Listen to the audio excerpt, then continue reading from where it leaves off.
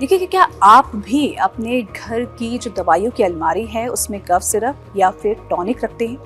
क्या आप भी जब आपको हल्की खांसी होती है तो आप बिना सोचे समझे मेडिकल स्टोर चले जाते हैं और कफ सिरप जो है वो लेके आ जाते हैं? अगर आप इनमें से एक हैं तो ये खबर आपके लिए है, क्योंकि मोदी सरकार ने अब इसको लेकर बड़ा फैसला लिया है और ये फैसला आपकी जेब पर, आपकी सेहत पर और साथ ही साथ आपके जो नज़दीकी मेडिकल स्टोर है ना, उनके नियमों पर भी असर डाल सकता है। दरअसल आज तक जो आप दवाई लेते थे, जो कफ सिरप लेते थे, जो टॉनिक लेते थे, जब आपको हल्की खांसी होती थी, रात बिरात अगर आपको खांसी होती तो मेडिकल स्टोर में चले जाते थे और वो दवाई लेकर आप आ जाते थे।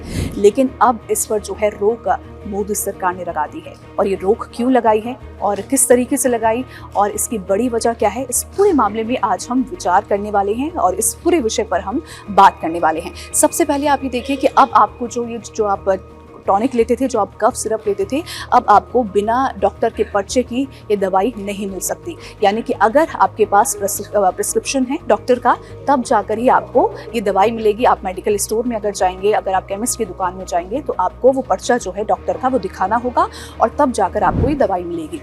इसी के साथ अगर हम बात करें कि क्या कुछ बदला है तो ये मामला देखिए, ड्रग्स रूल्स 1945 यानी कि 1945 में संशोधन किया गया है। इस रूल के संशोधन एक तरीके से बदलाव किया गया है और उसके मुताबिक अगर कोई भी जो दवाई है, जो पीने वाली दवाई है, उस पर अल्कोहल की जो मात्रा है वो 12% से ज़्यादा पाई जाती है और अगर जो बॉटल है या फिर टॉनिक की जो बॉटल है, कफ सिरप जो है, उस बॉटल का जो 30 ml की जो है वो साइज़ है और उससे बड़ा अगर होता है तो उस पर उन दवाओं पर और उन पेय दवाओं पर एक तरीके से इसको शेड्यूल H1 श्रेणी में डाल दिया गया है। यानी कि इन दवाओं को H1 श्रेणी में डाल दिया गया है। इस पर देखिए विस्तार से हम एक तरीके से बात करेंगे, क्योंकि आपको ये बता दें कि शेड्यूल H1 श्रेणी आखिर होता क्या है।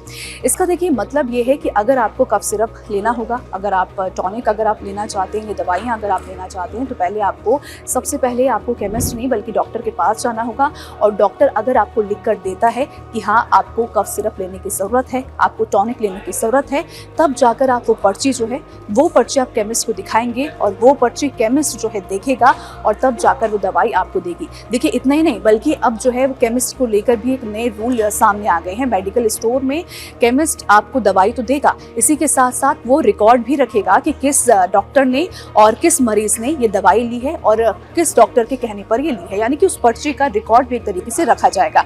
तो ये सब कुछ जो चेंजेस किए गए हैं, जो संशोधन एक तरीके से किए गए हैं, वो ड्रग्स रूल्स 1945 यानी कि ड्रग्स रूल्स 1945 के उसमें संशोधन में किया गया है केंद्र सरकार के द्वारा। अब आप क्या कर सकते हैं, अगर आपको कफ सिरप चाहिए या फिर टॉनिक अगर आपको चाहिए, आपको हल्की खांसी है या फिर आपको काफ़ी खांसी है, तो होता क्या है कि लोग मेडिकल स्टोर में चले जाते हैं दवाई लेने के लिए। लेकिन अब आपको करना क्या होगा कि बिना डॉक्टर के पर्चे यानी कि जो प्रिस्क्रिप्शन है उसके बिना आपको वो दवाई बिल्कुल भी नहीं मिलने वाली है। तो अगर आप ये सोच रहे हैं कि हमको जो खांसी लगती है या फिर बच्चों को रात बिरात खांसी लगती है, तो आप बिना सोचे समझे मेडिकल स्टोर चले जाते हैं और वो जो है कफ सिरप या फिर टॉनिक लेकर आ जाते हैं। लेकिन अब आपको बिना डॉक्टर के सलाह मशवरा के ये जो है नहीं मिलेगी। यानी कि प्रिस्क्रिप्शन आपको चाहिए होगा, वो जो पर्चा होता है डॉक्टर का वो ज़रूरी आपको चाहिए होगा, तब आप जो है केमिस्ट के शॉप में उसे दिखाएंगे।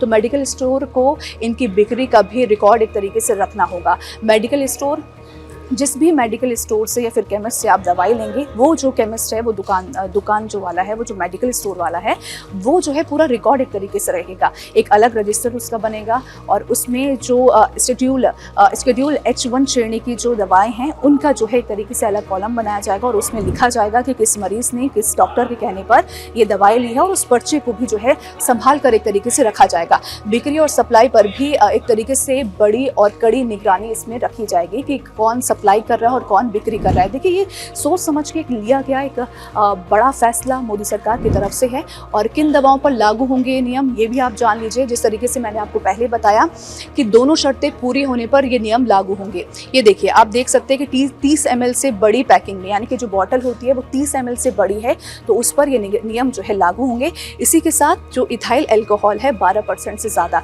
यानी कि अल्कोहल की जो मात्रा है किसी भी दवाई में वो 12% से ज़्यादा होगी, तो उस पर जो है ये नियम लागू होंगे। तो इन दोनों शर्तों वाली सभी ओरल लिक्विड दवाओं को अब शेड्यूल H1 के दायरे में रखा गया है, यानी कि कोई भी दवाई जो 12% जिसमें 12% से ज़्यादा अल्कोहल हो और जो 30 ml से बड़ी हो, उन पर जो है ये नियम जो है अब लागू होंगे। तो आप देख सकते हैं कि मैंने जिस तरीके से आपको बताया कि शेड्यूल H1 आखिर है क्या, ये लिस्ट आखिर है क्या। तो ये संवेदनशील दवाओं की श्रेणी होती है। इस लिस्ट में अब कफ सिरप और टॉनिक को भी जो है शामिल कर दिया गया है, यानी कि कोडेन या फिर जो इसमें ज़्यादा अल्कोहल होता है उन दवाओं को भी इसमें अब शामिल कर दिया गया है। इन दवाओं की बिक्री पर भी कड़े नियम अब लागू होते हैं, पहले से ही होते हैं, लेकिन अब इस लिस्ट में अब जो है आपकी कफ सिरप और टॉनिक भी होंगे। इसी के साथ इसमें पहले क्या क्या शामिल थे आप ये भी देख लीजिए। इस श्रेणी में नींद की गोलियां शामिल थी कि नींद की गोलियां अगर आप लेते हैं तो आप डॉक्टर की सलाह मशवरा के बाद ही लेंगे। डॉक्टर की पर्ची आपको मेडिकल स्टोर में दिखानी होगी, तब जाकर आपको नींद की गोलियां मिलेंगी।